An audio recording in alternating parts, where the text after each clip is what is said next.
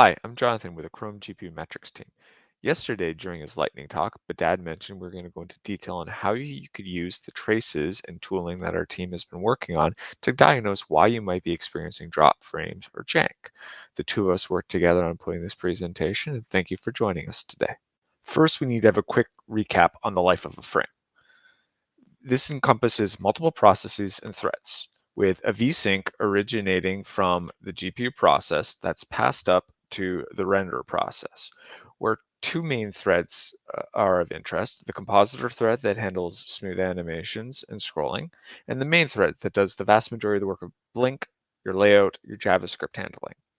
Both of those threads are responsible for creating a compositor frame, which is sent back to the GPU process. And often it's actually the main frame that is running behind, which leads to a staggering output from Chrome. The GPU process takes the aggregated surfaces from the different renderers, such as the main frame, various iframes, as well as the compositor surface from the browser's top UI controls, and puts this together for what's actually displayed out to the physical GPU. All of this is encompassed in the pipeline reporter. This is the central trace event that we're going to be talking about today.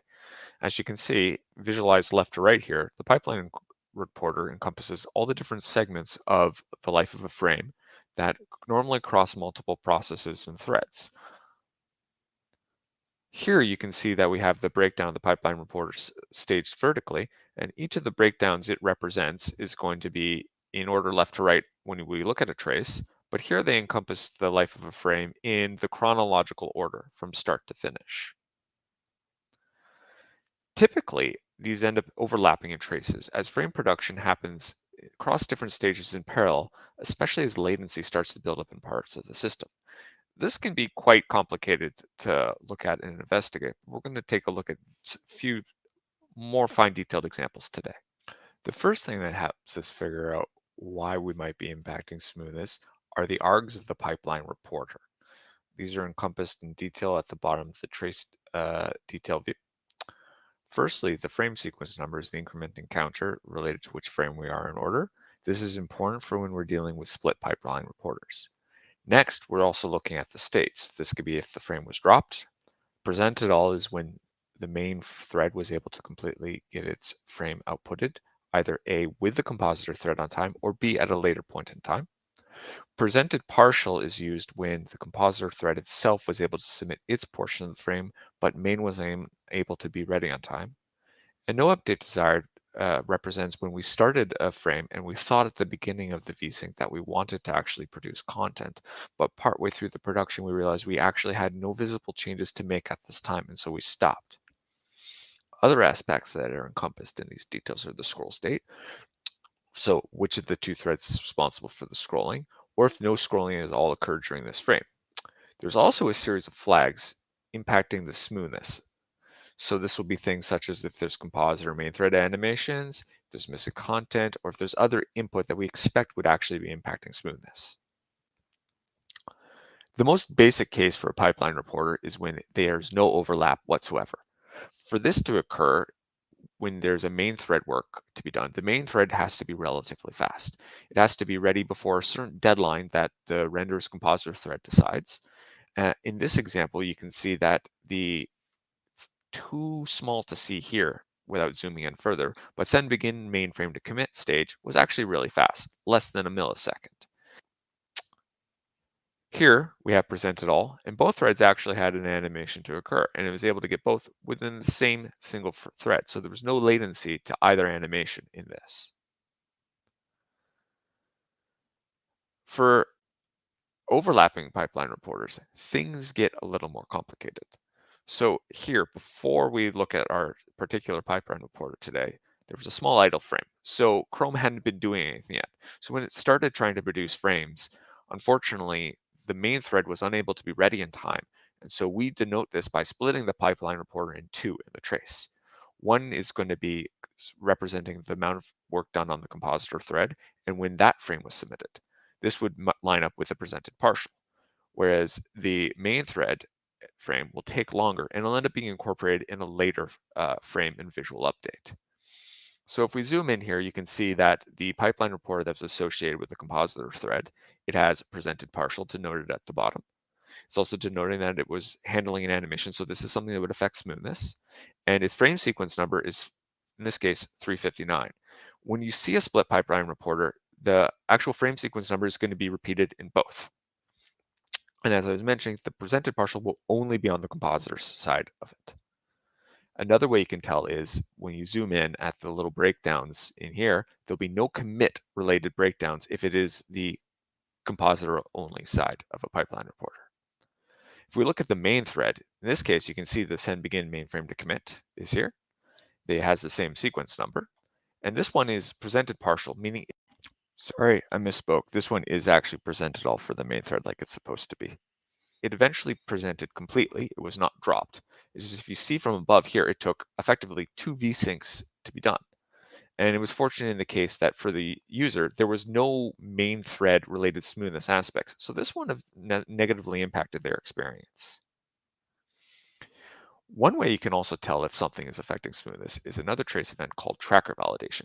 These are going to be long running slices across your trace that denote when different forms of animations are happening. Animations, wheel scrolls, etc. They'll all be denoted under the name here. And in this case, you can see there's a series of different tracker validations. Some of this was rafts, some of this could be JS animations, and some of this was wheel scrolls in the particular trace we took this from. Other aspects that this includes is how many mainframes were aborted because we decided there was no work to be done or it was unavailable in time, and as well as how many times the main had an update ready, but there was actual no visual damage. This can be, for example, if main thread is doing work that ends up being outside the visual rect for the user. Next, we're going to take a look into drop frame alerts as well as some jank. We're going to do a dive into traces to show you kind of live how it's done. But in case you like to follow along after the fact, screenshots of all the important aspects are going to be included in the slides for you.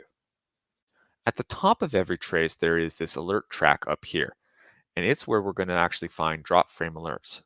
But it only denotes the frame alerts that are affecting smoothness.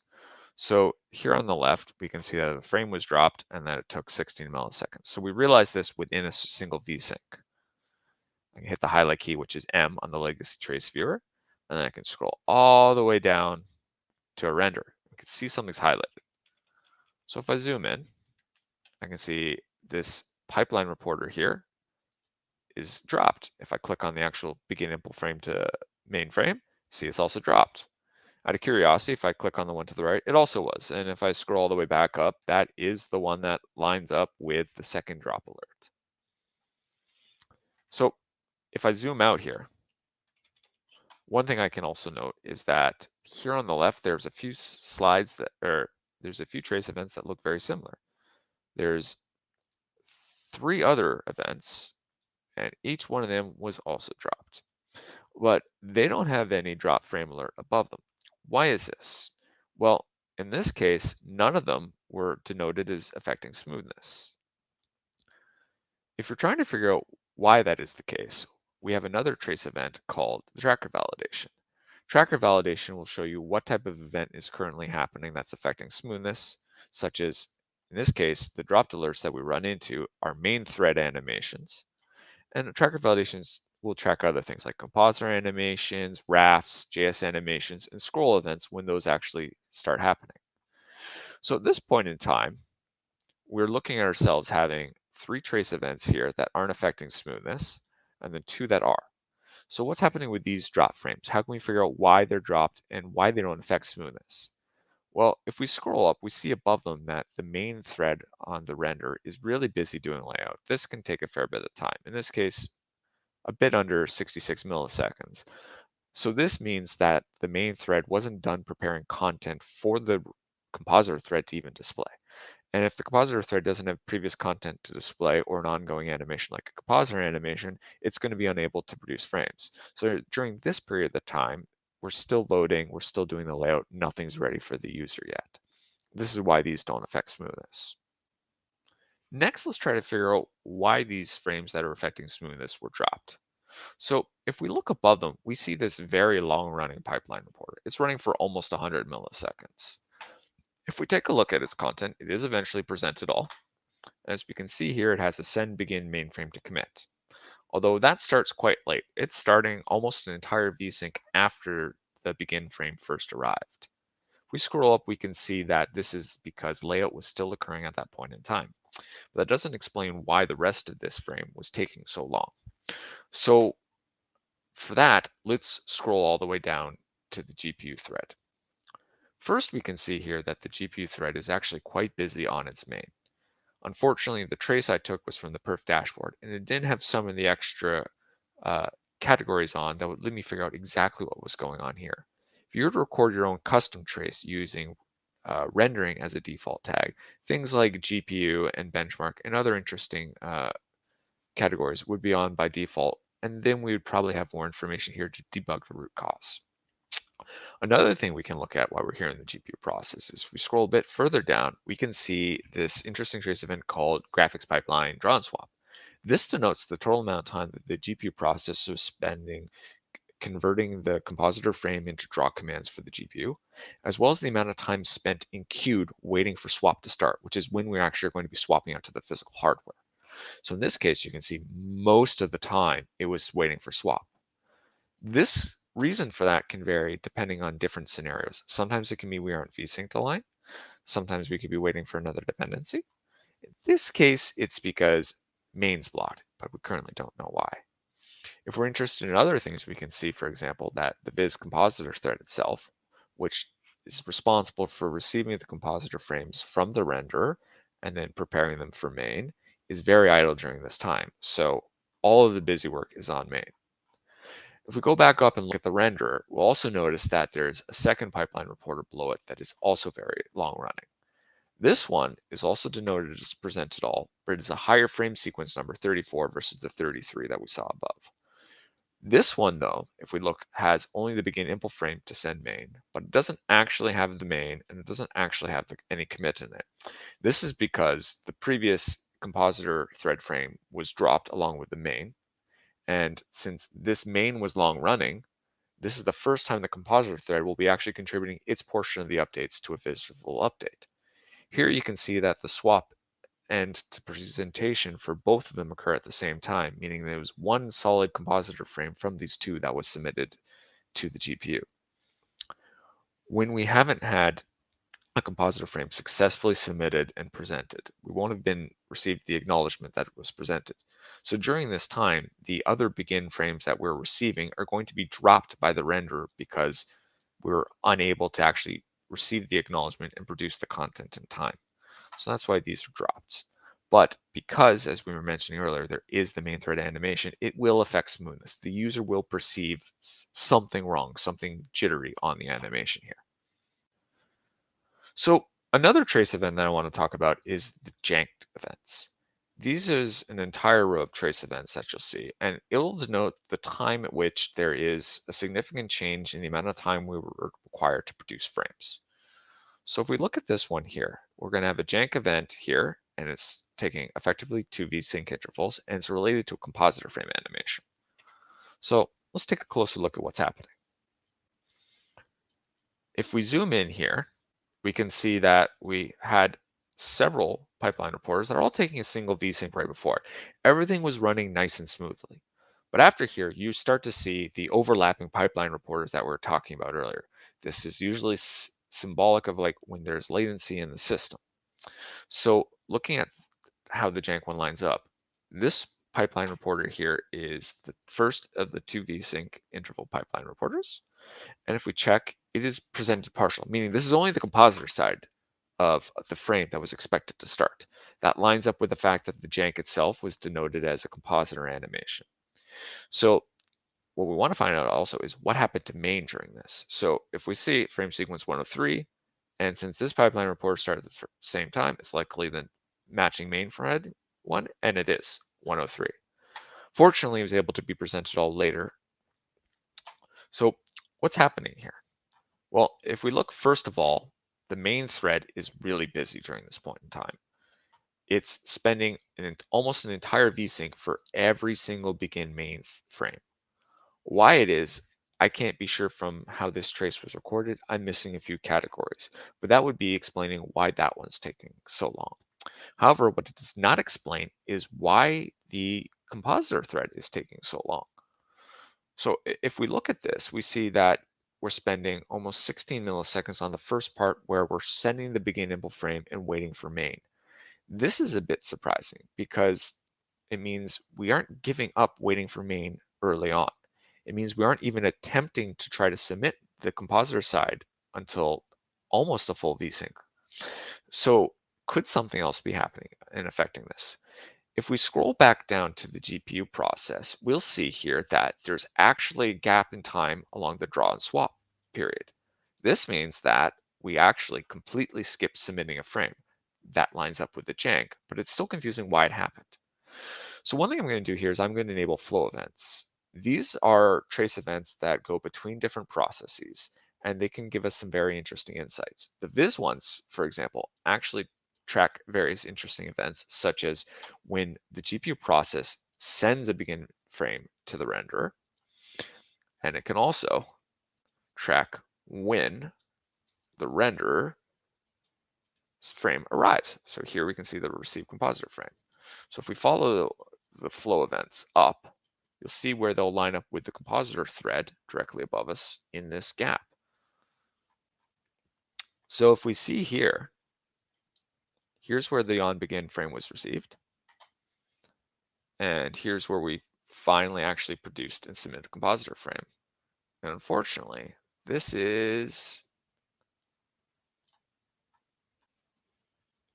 a full vsync later. So what ended up happening in this case is Viz is properly sending the begin frames and accepting the frames from the renderer. But in this particular case, the compositor thread just took too long before it started creating and submitting that thread. And so we ended up missing the opportunity to perform a draw and swap. This is actually an issue with the CC scheduler, and we filed a bug so that we're going to look into this further to try to prevent this particular case happening. But this is an example of how you can look at a trace event, find the problem, file the bug, and then we can make sure to fix it so it doesn't happen. And so those are the traces we're going to look into today. So at this point, does anyone have any questions?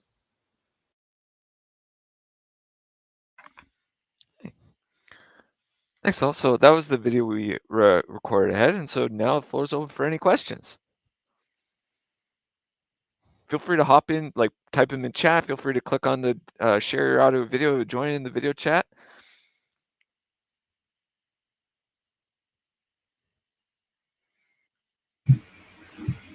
I have a question for you, John. I've been saving this one. So the end activate to submit compositor frame breakdown. Yes. So I understand that there are 2 time points and that this fills in the space between. So if there is a full pipeline reporter event that captures both the main thread work and the impl thread work, like there is a commit, which means there is an activate, then there will be from end activate to thing. But if there is no main thread work within a given PR breakdown because it took too long or was skipped or was forked or we didn't even send begin mainframe, you'll still get an end activate to submit compositor frame. You don't actually have an activate, so there's no end activate. So kind of like the start point starts earlier. Is that true? Okay. Well, the start point is when the scheduler gives up waiting and says, okay, compositor, we don't have a new tree to activate, just get going. We just never bothered renaming that particular part of the breakdown, depending on which of the 2 scenarios it happens in. And that's definitely something we could take away and improve it for clarity. Yeah. Perfect. Okay, so the name of that breakdown, the start point, could be variable. More interestingly, the question I had was, say you have a single PR that represents both the main thread and the impl thread update. There's a portion of time where they're doing work in parallel, presumably, like from send begin mainframe until activate or until commit actually starts. The impl thread is still doing work. Mm-hmm. Is that true? So that portion isn't sort of represented because it's kind of only in the PR breakdown, sort of, it's like representing the work that main thread update is doing, and then impl takes over and thing. So I'm just curious, like what happens there versus what happens after activate in that type of frame update? Like what type of work happens on impl thread before commit versus after commit, given that sometimes it's like representing parallel. So that can be highly variable based on the workload that we're dealing with. Sometimes Impl will actually be idle. And in those traces, there's actually sometimes where there's just gaps, and you'll see the compositor thread is actually doing no work. It's just waiting for items. Sometimes though, the tile manager for a lot of images and other work lives on the compositor thread, and in the idle time, it will start doing work, checking on what it needs to do and preparing stuff for the eventual uh, building of the compositor frame. And if you look in the time gap under the pipeline reporter where there is that gap, and you look at the compositor thread, you can see where those events will happen. But because they're slightly parallel to the rest of the frame production, we weren't denoting them directly in a pipeline reporter.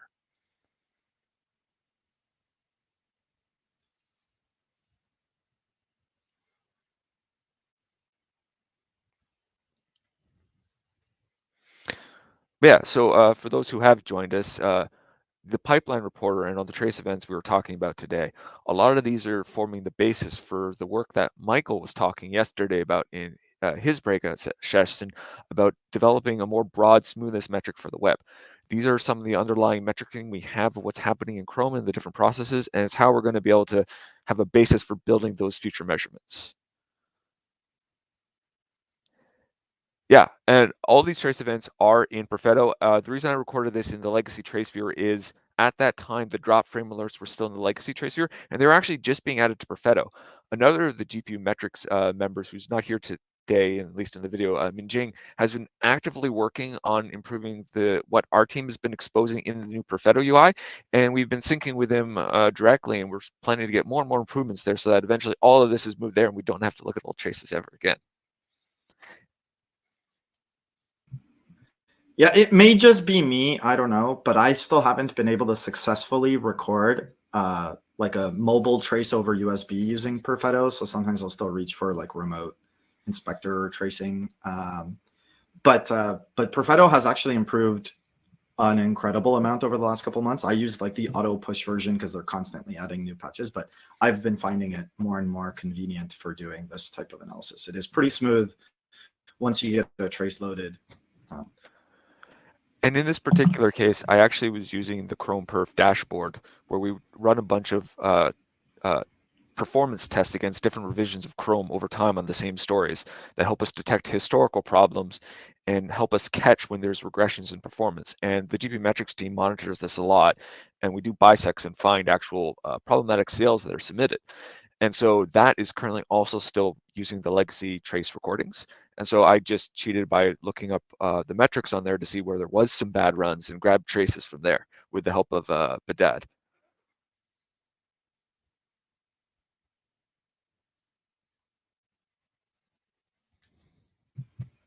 All right, I have one more question then. This might not be perfectly related, but you mentioned there might be work in parallel on Impl because of tiling or everything. And so I am somewhat confused about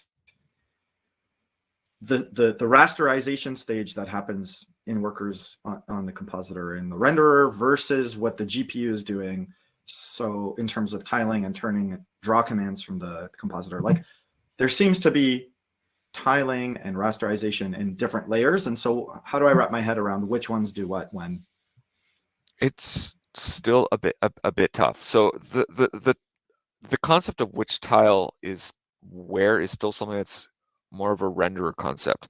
One of the long end goals that we have for why we even started doing the GPU process and the display compositor in the GPU process was the goal that eventually that process would have the complete knowledge of what the different screen recs were and understand which tiles were on which viewport or outside of it, and then be able to have a finer grained control of what's actually drawing at a given time. We currently haven't been able to make that part of the refactoring yet, and so some of that knowledge still lives in the renderer. Between that and creating the compositor frame, the renderer is generating these render passes and sending quad information over to the display compositor. And it's at that point in time, the display compositor will work with Skia under the hood to actually create the actual commands for the GPU, whether it's OpenGL, whether it's Vulkan or Metal, etc. And one thing that, since we just have almost no time left, is if people do have questions, if people have interesting traces they need help looking at, feedback is welcome. I put on the first slide, we actually have a GPU metrics group on chromium.org now as part of those. So feel free to post topics and start new threads there, and we'll be monitoring that and be able to lend some help out. So yeah, thank you everyone for your time today. And if there's no further questions, you can all enjoy your next session. Thanks.